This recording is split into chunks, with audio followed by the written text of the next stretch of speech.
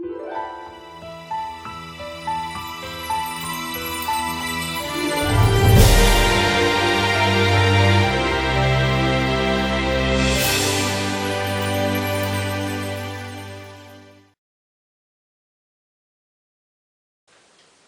amigos, os traigo un nuevo tuto breve en esta ocasión para presentaros una familia de transistores que para mí es un verdadero comodín de la electrónica. Hablo de la familia TIP, TIP, de Texas Instrument Power, que es la empresa que los creó hace ya casi 60 años y todavía se siguen utilizando, que da gusto, lo que demuestra su valía en sus dos encapsulados, TO220 el pequeño y TO247 el mayor. Bueno, estos transistores son de uso general, es decir, valen un poco para todo, pero precisamente ese puede ser su punto débil, es decir, no valen para aplicaciones muy extremas, no valen para altas frecuencias, para altas potencias, para aplicaciones en donde al revés hace falta una sensibilidad exquisita para tensiones diminutas, en fin, son de uso general, pero con estos podemos hacernos fuentes, inversores, osciladores, amplificadores, bastante bien. Hay tres tipos de TIP, digamos. Tenemos en primer lugar los bipolares, los de toda la vida, vamos, transistores normales. Luego tenemos los de alta tensión, aunque no hablamos de miles de voltios, pero sí de cientos de voltios. Hay unos cuantos tipos de ellos. Y finalmente un tercer grupo de TIPs, que son los transistores Darlington, que tienen mucha amplificación. Vamos a empezar con los bipolares, que son los más utilizados. Y aquí tenemos esa tabla con los TIPs más convencionales, dividida así en dos mitades, la izquierda con los NPN y la parte derecha con los tipos PNP. Son complementarios unos de otros en una fila, es decir, en esta fila tenemos el 29, pues el 30 es su complementario. El 31 es complementario mutuamente del 32, y así con todos. Nos podemos sacar de la manga una especie de mnemotécnico para saber si un transistor es NPN o es PNP. Por ejemplo, estos códigos son siempre impares, ¿veis? Son impares, pues no par, NPN. Y estos códigos son siempre pares, por lo tanto P de par, pues PNP. Con este truco siempre sabremos si un transistor es NPN o PNP, pero solamente para los modelos que hay en esta tabla, que por cierto son los más utilizados. En cuanto a la tensión emisor-colector soportada por cada tipo, viene después del número o no, viene una letra. En caso de que no venga ninguna letra, como en este modelo, pues son 40 voltios lo mínimo. Después, según la letra sea A, B o C, tenemos 60, 80 y 100 voltios. Y lo mismo para todos los modelos, es la misma estructura para todos. En esta columna tenemos los valores máximos de intensidad de colector mantenidos, es decir, constantes, porque si son pulsos, si es breve, la intensidad puede ser del doble, del orden del doble de lo que estáis viendo aquí. Empezamos con el TIP 29 y su complementario el 30, con las mismas prestaciones de 1 amperio.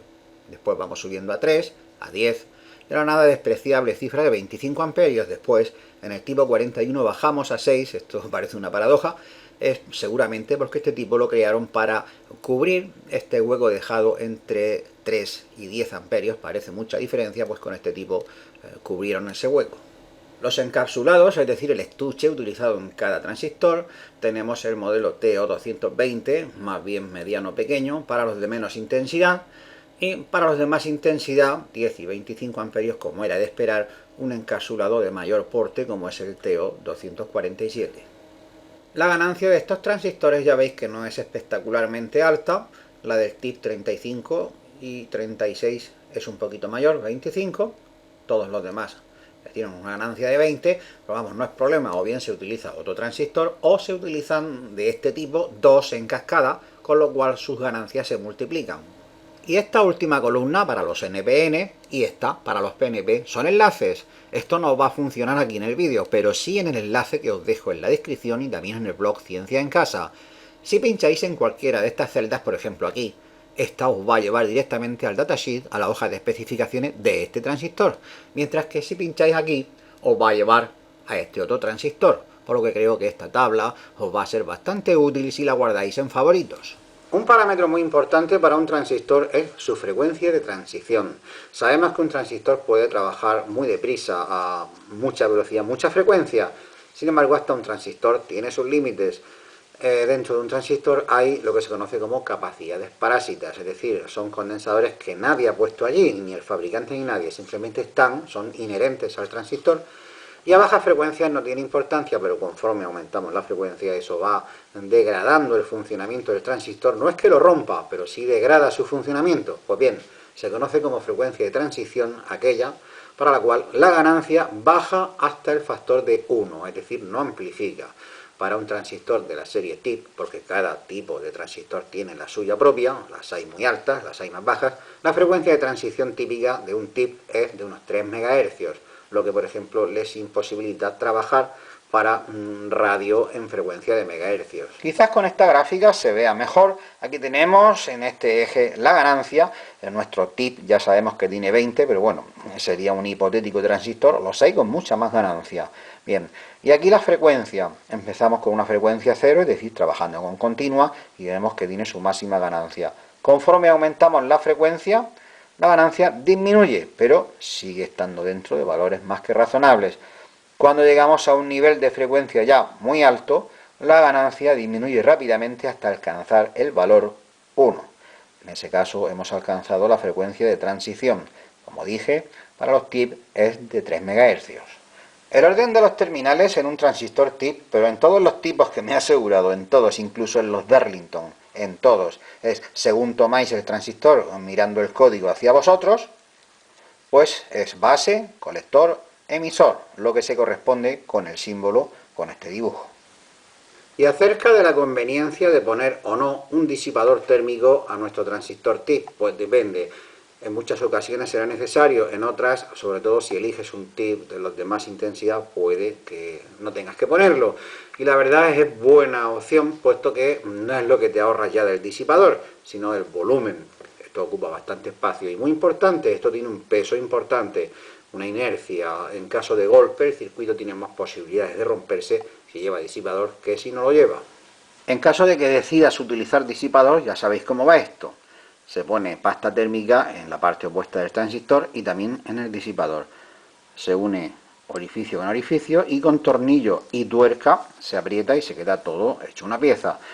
Aparte de utilizar estos disipadores, digamos, convencionales de tienda, se pueden utilizar, yo utilizo, perfiles de carpintería de aluminio, que esto se puede conseguir gratis en los talleres donde hacen puertas, marcos, ventanas.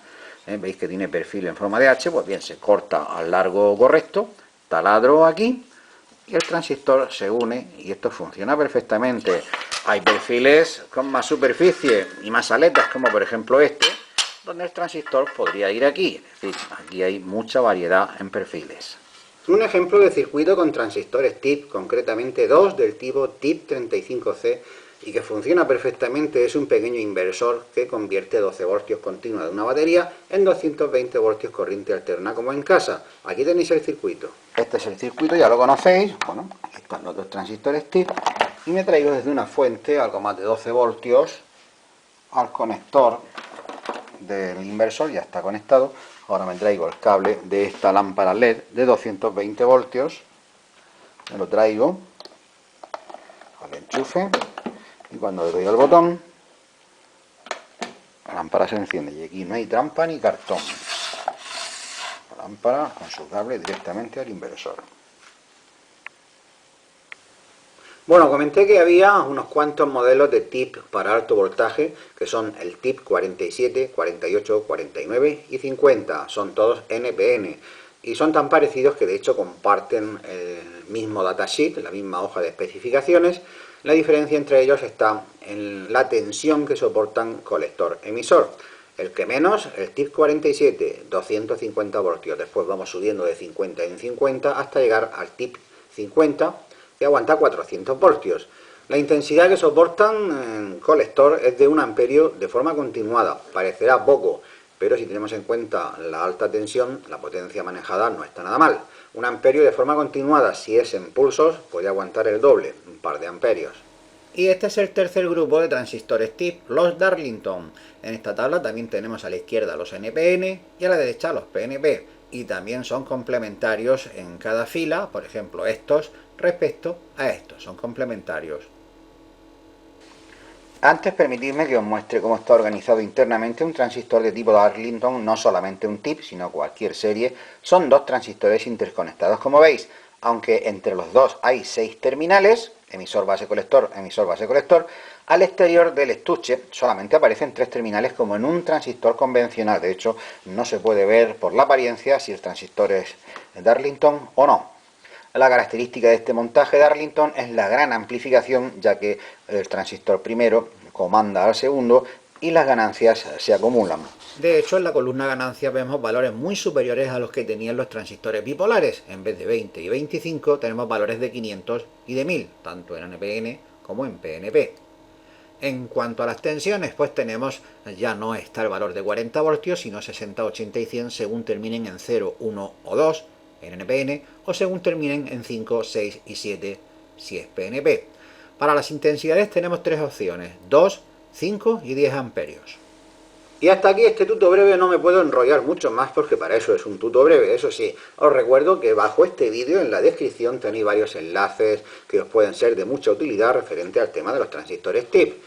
Y si os ha gustado el vídeo, pues eso, dadle me gusta, compartidlo con vuestros amigos, comentad lo que queráis y no olvidéis suscribirse para no perderse ningún vídeo. Nos vemos.